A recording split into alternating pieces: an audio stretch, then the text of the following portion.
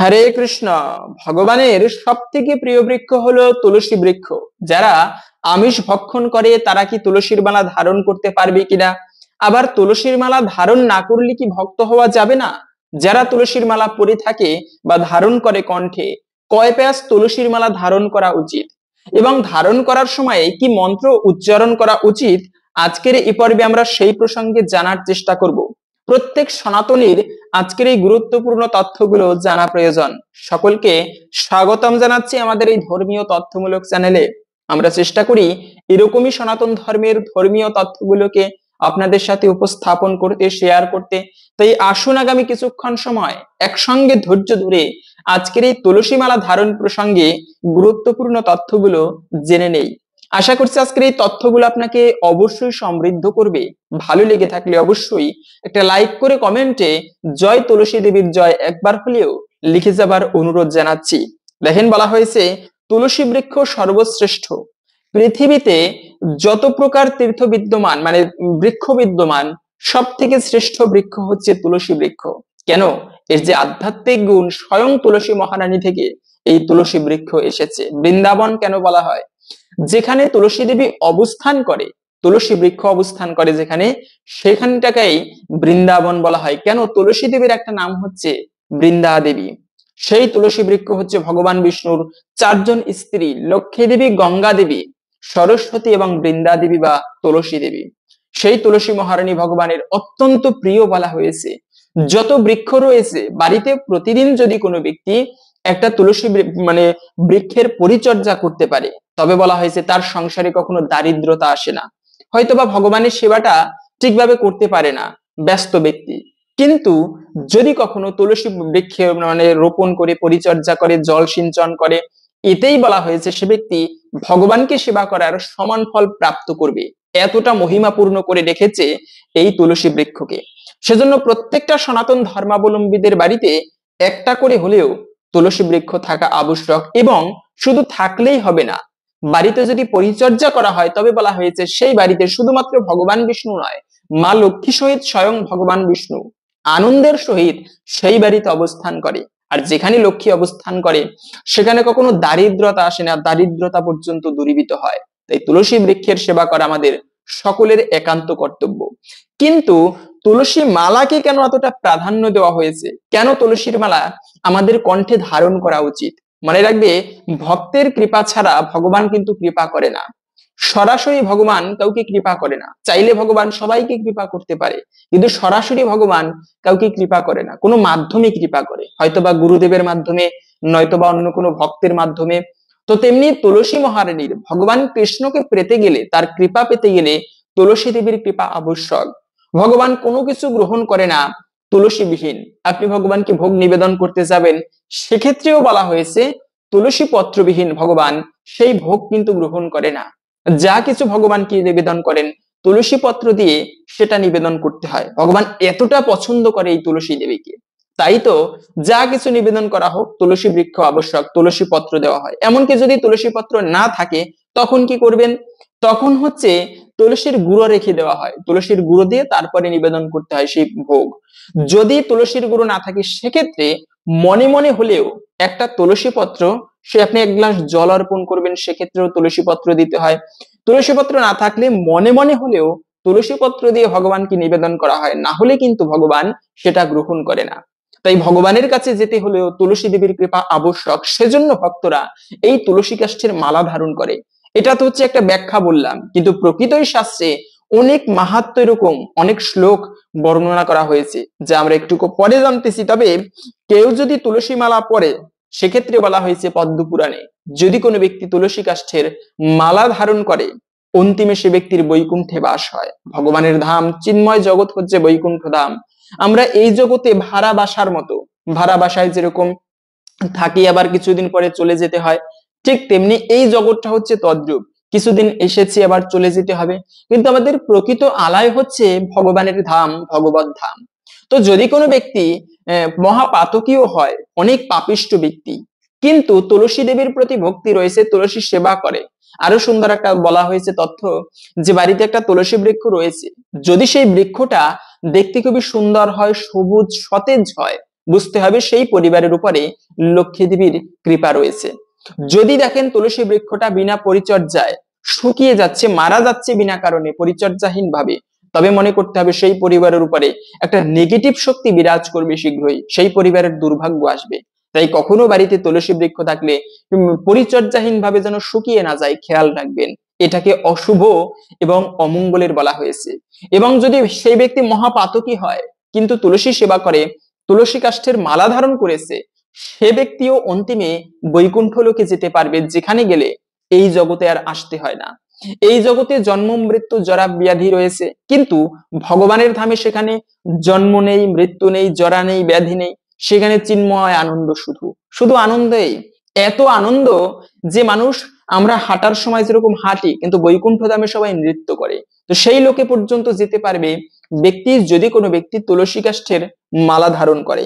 আরো বলা হয়েছে, স্বয়ং যমরাজ বলেছেন তার যমদূতদেরকে, হে যমদূতগণ, যেখানে তুলসী কাষ্ঠ মালা ধারণকারী ব্যক্তিকে দর্শন করবে, তাদের যদি মৃত্যু সময় উপস্থিত হয়, তাদেরকে দেখে তোমরা দূর হতে প্রণাম করে বায়ু বেগে চলে আসবে, তাদেরকে কখনো নিয়ে আসবে না যমলোকে। কেন? যমলোকে নেবার অধিকার যমদূতদের নেই কোনো আত্মাকে, যাদের কণ্ঠে তুলসী কাষ্ঠের মালা ধারণ করা থাকে। সেজন্য প্রত্যেকটা ব্যক্তির তুলসী কাষ্ঠের মালা ধারণ করা উচিত। তুলসী কাষ্ঠের মালা ধারণ না করলে কি ভক্ত হওয়া যায় না? তা আমরা একটু পরে জানতেছি। তবে এই তুলসীর মালা ধারণ করলে শুধু যে এত মহিমা তা নয়, আরো বলা হয়েছে পৃথিবীতে যত প্রকার তীর্থ বিদ্যমান, আমাদের প্রত্যেকের উচিত জীবনের একটা সময় তীর্থযাত্রা করা। কেন? জীবনে কেবলমাত্র সংসারের মধ্যে আবদ্ধ থাকাটাই মূল উদ্দেশ্য নয়, বয়সের একটা পরে ভগবানের ধামে যাত্রা করা উচিত, চতুর্দিকে ভ্রমণ করা উচিত, মন্দিরে গমন করা উচিত। কেন? ভগবানের সেবাটাই হচ্ছে জীবনের প্রধান উদ্দেশ্য। তো এই তীর্থযাত্রা করা উচিত আমাদের জীবনের কোনো না কোনো সময়ে। যদি তীর্থযাত্রা করতে না পারে, কিন্তু কোনো ব্যক্তি তুলসীর মালা ধারণ করেছে, সেক্ষেত্রে বলা হয়েছে সে ব্যক্তি সমস্ত তীর্থে স্নান করলে যে ফল হয় সেই সমান ফল লাভ করে। কেন? কেননা এই যে কণ্ঠে তুলসীর মালা রয়েছে, স্নান করার সময় সেই তুলসী ধৌত জল, তুলসী মানে বৃক্ষ ধৌত জল, তুলসী কাষ্ঠ ধৌত জল সর্বাঙ্গে সিঞ্চন হয়, এবং এর ফলে সর্বতীর্থে স্নান করলে যে ফল প্রাপ্ত করত, তুলসী কাষ্ঠের মালা ধারণ করে স্নানের ফলে সেই সমান ফল প্রাপ্ত করে থাকে। এতটা মহিমাপূর্ণ সেই তুলসী কাষ্ঠের মালা ধারণ করার ফলে। তাহলে কথা হচ্ছে, সেই মালা কেন আমরা ধারণ করব না? অবশ্যই প্রত্যেকের এই তুলসীর মালা ধারণ করা উচিত। এবং আর একটা বলা হয়েছে, সকল যজ্ঞের ফল, পৃথিবীতে অনেক প্রকার যজ্ঞ রয়েছে, যদিও কলিযুগে সর্বশ্রেষ্ঠ যজ্ঞ হচ্ছে ভগবানের নাম সংকীর্তন করা, ভগবানের প্রসাদ আস্বাদন করা, তথাপিও বলা হয়েছে এই যে অশ্বমেধ যজ্ঞ, গোমেধ যজ্ঞ, রাষ্ট্রীয় যজ্ঞ, এরকম করে যত প্রকার যজ্ঞ রয়েছে, সেই যজ্ঞ করলে যে ফল হতো, তুলসী কাষ্ঠ মালা ধারণ করে যদি কোনো ব্যক্তি ভগবানের প্রসাদ গ্রহণ করে, যজ্ঞের অগ্নিতে যেরকম ঘৃতের আহুতি দেওয়া হয়, ঘৃত আহুতি দিলেও কিন্তু অনেক পুণ্য, সেই প্রত্যেক বারে প্রত্যেক গ্রাসে গ্রাসে ভগবানের প্রসাদ ভক্ষণ করার ফলে এই যে তুলসী কাষ্ঠের মালার মধ্য দিয়ে যখন আমাদের কণ্ঠের মধ্য দিয়ে জঠরাগ্নিতে প্রবেশ করে সেই প্রসাদ ভগবানের, এতে যজ্ঞ করার ফল প্রাপ্ত হয়ে থাকে। এটা আমার মুখের কোনো কথা নয়, ব্রহ্মবৈবর্ত পুরাণে বলা হয়েছে, যা আমরা রেফারেন্স সহ একটু পরে জানতেছি। তবে এই তুলসী কাষ্ঠ মালা ধারণ করলে আরো বলা হয়েছে, তুলসী পদ্ম পুরাণের কথা, তুলসী কাষ্ঠ মালা বিভূষিত ভ্রমাতে ইয়দি দুঃস্বপ্নম দুর্নিমিত্তঞ্চ নভয়ম শস্ত্রজম কচিত। আরে তুলসী কাষ্ঠের মালা ধারণ করে যদি কোনো ব্যক্তি জগতে ভ্রমণ করে, মানে পৃথিবীতে বিচরণ করে, তার কোনো দুঃস্বপ্নের ভয় নেই। আমরা অনেক সময় আজে বাজে স্বপ্ন দেখে থাকি, কিন্তু মনে রাখবে তুলসীর মালা ধারণ করলে এই একটা অপস্বপ্ন, সেটা কিন্তু দেখে না তারা। অপস্বপ্ন দেখার ভয় থাকে না, দুর্নিমিত্তঞ্চ, কোনো শত্রুদের ভয় থাকে না। জগতে অদৃশ্য ভাবে কত শত্রু থাকে, আমাদের হয়তোবা আত্মীয় স্বজন, উপর থেকে তারা খুবই ভালো ভালো বলতেছে, পিছনে পিছনে তারাই আমার ক্ষতি করার চেষ্টা করে। তো এরকম শত্রুর কোনো ভয় থাকে না। দুর্নিমিত্তঞ্চ নভয়ম শস্ত্রজম কচিত, কোনো অস্ত্র শস্ত্রের ভয় থাকে না, তাকে স্বয়ং ভগবান শ্রী বিষ্ণু রক্ষা করে এই তুলসীর মালা ধারণের ফলে। সেজন্য তুলসীর মালা ধারণ করা আমাদের প্রত্যেকের আবশ্যক। অনেক সময় ছোট্ট বাচ্চারা স্বপ্নে দেখে চিল্লাপাল্লা করে, রাত্রি গেলে চিৎকার করে, তো এরকম যদি হয়, আপনি তুলসীর মালা ধারণ করান। তুলসীর মালা ধারণের নিয়ম কি আমরা যে কেউ বাজার থেকে তুলসীর মালা কিনে আনলাম, ধারণ করলাম, তাতেই কিন্তু হবে না। মালা ধারণের একটা নিয়ম রয়েছে, মন্ত্র রয়েছে, সেটা আমরা একটু পরে জানতেছি। তবে আর একটা বিষয় হচ্ছে তুলসী সেবায়, হ্যাঁ, যা তো আমরা প্রথমেই বলেছি, যেখানে তুলসী দেবী অবস্থান করে, তুলসী দেবীর একটা নাম হচ্ছে বৃন্দা দেবী, সেই বৃন্দাবনের সেবা করলে যে পুণ্য প্রাপ্ত করা যায়, তুলসী দেবীর সেবা করলে সেই সমান পুণ্য ফল লাভ করা যায়। সেজন্য আমরা অনেকের আফসোস হয়, আরে যদি ভারতের একটু বৃন্দাবনে যেতে পারতাম, জীবনটা সার্থক হতো, এরকম অনেকে মনে করে থাকি। আপনি নিজের বাড়িটাই বৃন্দাবনে পরিণত করতে পারেন। কিছু তুলসী বৃক্ষ, একটা বাগান করে, ছোট্ট একটা বাগান করে প্রতিদিন সকালে বিকালে পুজো করবেন। কিন্তু তুলসী বৃক্ষের কিন্তু মানে দেখবে সূর্যাস্তের পরে কখনো তুলসী বৃক্ষের জল নিবেদন করতে নেই, জল সিঞ্চন করতে নেই, এটা একটা অপরাধের। সূর্যাস্তের পর তুলসী পত্র চয়ন করতে নেই, এটা আবার অপরাধের। সকালে এবং বিকালে তুলসী বৃক্ষের সেবা করবেন, এতে ভগবান অত্যন্ত প্রসন্ন হয়। আর যেখানে তুলসী বৃক্ষ অবস্থান করে, সমস্ত তীর্থগণ এসে, সমস্ত দেবদেবীগণ এসে সেই তুলসী বৃক্ষের তলায় অবস্থান করে। স্বয়ং ভগবান বিষ্ণু সেখানেই অবস্থান করে যেখানে তুলসী বৃক্ষ রয়েছে। তাই এই তুলসী বৃক্ষের এতটা মহিমা বলা হয়েছে। এখন আমরা শাস্ত্রের সুন্দর মাহাত্ম্য কথা এই তুলসী বৃক্ষ প্রসঙ্গে জেনে নিচ্ছি। তারপরে আমরা এই আমিষ খেয়ে তুলসী বৃক্ষ ধারণ মানে তুলসীর মালা ধারণ করা যায় কিনা, কয় প্যাচ তুলসীর মালা ধারণ করতে হয়, ধারণ করার নিয়ম কি, সেই সকল প্রসঙ্গ আমরা এরপরে জেনে নিব। কিছুক্ষণ সময় ধৈর্য ধরে আসুন, এই মাহাত্ম্য কথা শ্রবণ করি। আশা করছি অনেকাংশেই সমৃদ্ধ হবেন এই তুলসী কাষ্ঠের মালা ধারণ করার নিয়ম প্রসঙ্গে জেনে। আমরা এখন জেনে নিচ্ছি, ব্রহ্মবৈবর্ত পুরাণে বলা হয়েছে, তুলসী কাষ্ঠ নির্মালো মালম গৃহাতি নরঃ পদে পদে অশ্বমেধস্য লভতে নিশ্চিতম ফলম। এটা বলা হয়েছে ব্রহ্মবৈবর্ত পুরাণের প্রকৃতি খণ্ডের 21 অধ্যায়ের 47 নম্বর শ্লোকে। অনুবাদ হচ্ছে, যে নর তুলসী কাষ্ঠ নির্মিত মালা ধারণ করবেন, নিশ্চয়ই তার পদে পদে অশ্বমেধ যজ্ঞ করার ফল লাভ হবে। মানে হাঁটার সময় যে প্রতিটা পদ, প্রত্যেক পদে পদে অশ্বমেধ যজ্ঞ করলে যে ফল প্রাপ্ত করা যায়, সেই সমান ফল লাভ করবেন। এখন অশ্বমেধ যজ্ঞ করার মাহাত্ম্য কি বলা হয়েছে, যদি কোনো ব্যক্তি 100 অশ্বমেধ যজ্ঞ করতে পারে, সে কিন্তু ইন্দ্র হতে পারবেন। সেই ইন্দ্র হওয়ার মানে 100 অশ্বমেধ যজ্ঞ করলে ইন্দ্র হতে পারবেন। তাই এরকম প্রতিটা পদে পদে অশ্বমেধ যজ্ঞ করার যে ফল, সেই সমান ফল প্রাপ্ত করতে পারেন যদি কোনো ব্যক্তি তুলসী কাষ্ঠ নির্মিত মালা কণ্ঠে ধারণ করেন। দ্বিতীয় বলা হয়েছে স্কন্দ পুরাণে, ভগবান বললেন, যে মানব তুলসী কাষ্ঠ সম্ভূত মাল্য ধারণ করেন, তিনি প্রত্যহ দ্বারকাবাসের ফল লাভ করেন। যে নর ভক্তি সহকারে আমার উদ্দেশ্যে তুলসী কাষ্ঠ সম্ভূত মাল্য অপরকে প্রদান করে এবং ভক্তিপূর্বক তা নিজেও গ্রহণ করেন, তার কোনো পাতক নেই, মানে কোনো পাপ নেই, তার প্রতি আমি অত্যন্ত প্রীত এবং তিনি আমার প্রাণ সদৃশ। যিনি তুলসী কাষ্ঠ সম্ভূত মাল্যে ভূষিত হয়ে পিতৃ এবং দেবতাগণের পূজা করে প্রবৃত্তি পুণ্য কার্য করেন, তার কোটি গুণ পুণ্য হয়ে থাকে। এতটা মাহাত্ম্যপূর্ণ। পিতৃপুরুষের উদ্দেশ্যে যজ্ঞ করুন, দান করুন, তপস্যা করুন, সকল কিছু আরো বহু বহু গুণ বেশি ফল প্রদান করে যদি কোনো ব্যক্তি তুলসী কাষ্ঠের মাল্য কণ্ঠে ধারণ করে ভূষিত হয়ে ভগবানের সেবা করে। এতটা মহিমাপূর্ণ। এবং বলা হয়েছে, তুলসী কাষ্ঠ মালা মালাম তু প্রেত রাজস্ব দূতকা দৃষ্টা নশ্যন্তি দূরেন বাতব্ধতম যথা দলম। তুলসী কাষ্ঠ মালা বিভূষিত ভ্রমতে যদি দুঃস্বপ্নম দুর্নিমিত্তঞ্চ নভয়ম শস্ত্রজম কুচিত। অনুবাদ হচ্ছে, যে যমদূতগণ তুলসী কাষ্ঠ মালা সম্ভূত মাল্য দর্শন করে বায়ুচলিত বেগে মানে বায়ুচলিত পত্রের ন্যায় দূরে পলায়ন করেন, যিনি তুলসী কাষ্ঠ মাল্যে ভূষিত হয়ে পৃথিবীতে বিচরণ করেন, তার দুঃস্বপ্ন দুর্নিমিত্তাঞ্চ বা শত্রুজনিত কোনো ভয় থাকে না। এবং এরপরে বলা হয়েছে, ধারয়ন্তি নয়ে মালম হইতুকা পাপ বুদ্ধয়া, তারপর নরকান্ন নিবর্তন্তে দগ্ধা কোপান্নিগ্নামম।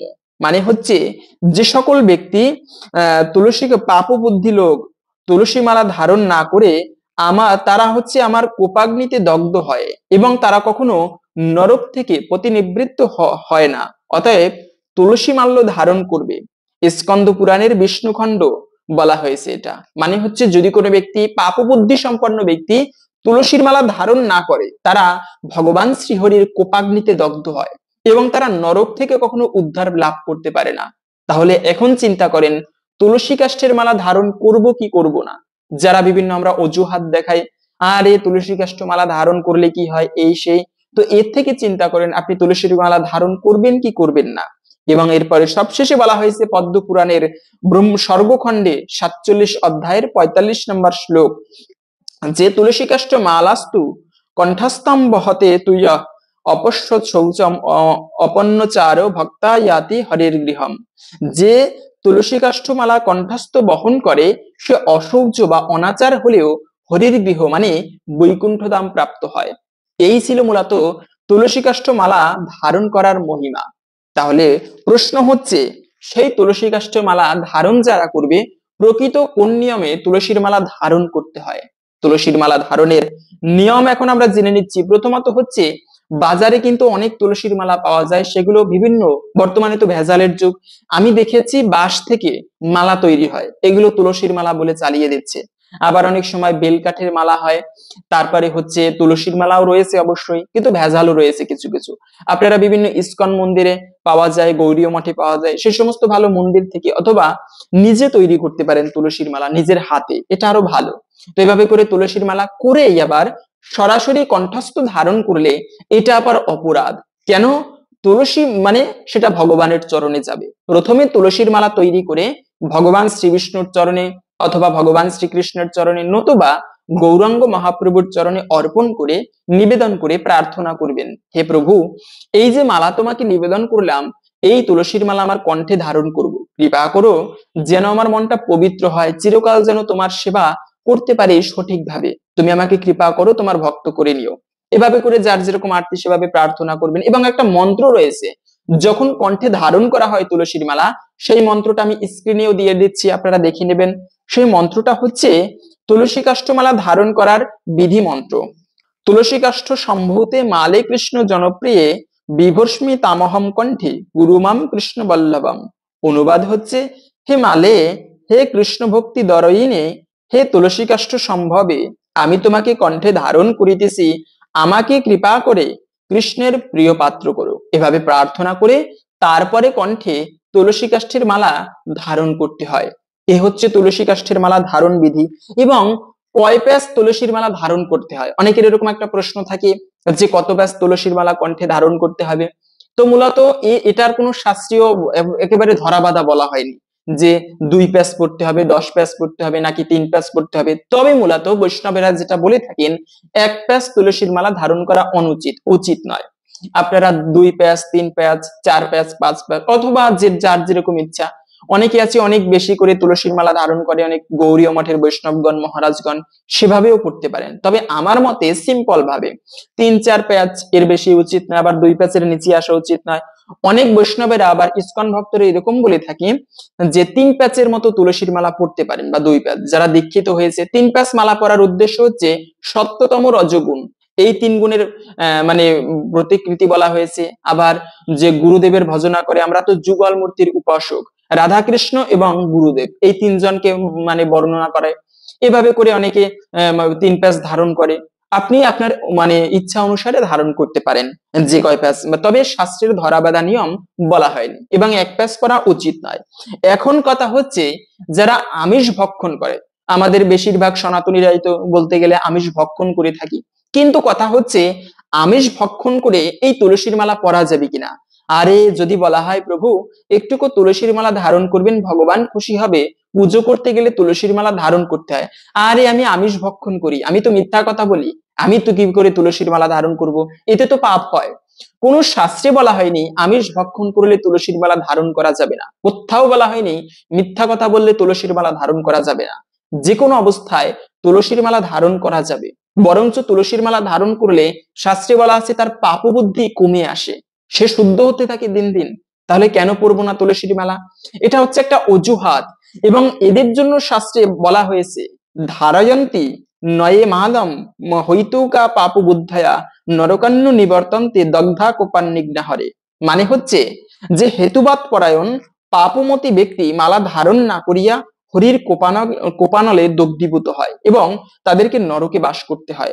এটা আমার কোনো কথা নয়, এটা হচ্ছে হরিভক্তি বিলাসের 4th অধ্যায়ের 17 নম্বর শ্লোক বলা হয়েছে। সেজন্য পাপবুদ্ধি, আমাদের দুইটি হাত কিন্তু একটা অজুহাত রয়েছে, 3 নম্বর হাত যাকে বলি, অজুহাত দেখিয়ে আর মালা ধারণ করি না। প্রত্যেকের উচিত তুলসীর মালা ধারণ করার। কিছু কিছু ব্যক্তি রয়েছে সনাতনীরা, যাদেরকে দেখে তুলসীর মালা ধারণ করে আছে, আরে গলায় মালা নিচে সাধু হয়ে গেছে, এই সেই বিভিন্ন, মানে সাধু যদি কেউ হয় এটা তো ভালো, কিন্তু কিছু কিছু ব্যক্তি রয়েছে কণ্ঠে তুলসীর মালা ধারণ করলে, ভগবানের মন্ত্র জপ করলে নিন্দা শুরু হয়ে যায়। এটা কখনো করবে না, একদিন ভগবানের কাছে জবাব দিতে হবে। যে কোনো অবস্থাতেই তুলসীর মালা ধারণ করতে হবে, তবে মূলত আমাদের আমিষ ভক্ষণ করা যতটা সম্ভব কম করা উচিত। আধ্যাত্মিক স্তরে উন্নতি করতে গেলে আমিষ ভক্ষণকে কমিয়ে আনা উচিত। সপ্তাহে অন্তত পক্ষে একটা দিন আমিষ ভক্ষণ করব না, একাদশী দ্বাদশী এই সমস্ত দিনে আমিষ ভক্ষণ করা উচিত নয়, পূর্ণিমা অমাবস্যা এগুলো বিশেষ করে সকলের মেনে চলা উচিত। বিভিন্ন বৈষ্ণবীয় তিথি থাকে, তো তুলসীর মালা যে কোনো অবস্থায় ধারণ করা যাবে। হরে কৃষ্ণ। আশা করছি আজকের এই গুরুত্বপূর্ণ তথ্যগুলো জেনে আপনি একটুকু হলেও সমৃদ্ধ হয়েছেন। ভালো লেগে থাকলে অবশ্যই একটা লাইক করে কমেন্টে জয় তুলসী দেবীর জয় একবার হলেও লিখে যাবার অনুরোধ জানাচ্ছি। ভগবানের কৃপায়, তুলসী দেবীর কৃপায় সকলের জীবনে পরম মঙ্গল সাধিত হোক এই কামনা করে আজকের ভিডিওটা এখানে সমাপ্ত করছি। হরে কৃষ্ণ।